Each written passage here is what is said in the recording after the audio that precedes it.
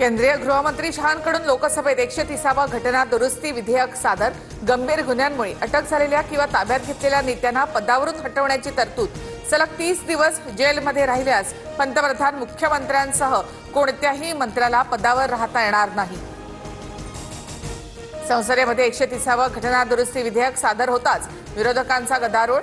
विरोधकांनी विधेयकाची कॉपी फाडून थेट शहांच्या दिशेने भिरकावली। 130वा घटना दुरुस्ती विधेयक संयुक्त संसदीय समितीकडे पाठवण्याची शिफारस। 130व्या घटना दुरुस्तीच्या अभ्यासासाठी 21 जणांची संयुक्त संसदीय समिती स्थापन करण्यात येणार। एनडीएचे उमेदवार सीपी राधाकृष्णन यांच्याकडून उपराष्ट्रपती पदासाठी अर्ज दाखल। राधाकृष्णन यांच्यासमोर इंडिया आघाडीच्या बी सुदर्शन रेड्डी यांचं आव्हान। दिल्लीच्या मुख्यमंत्री रेखा गुप्ता यांच्यावर हल्ल्याचा प्रयत्न। जनता दरबाराच्या वेळी दगड फेकून मारण्याचा प्रयत्न। पोलिसांनी हल्लेखोराला ताब्यात घेतलं।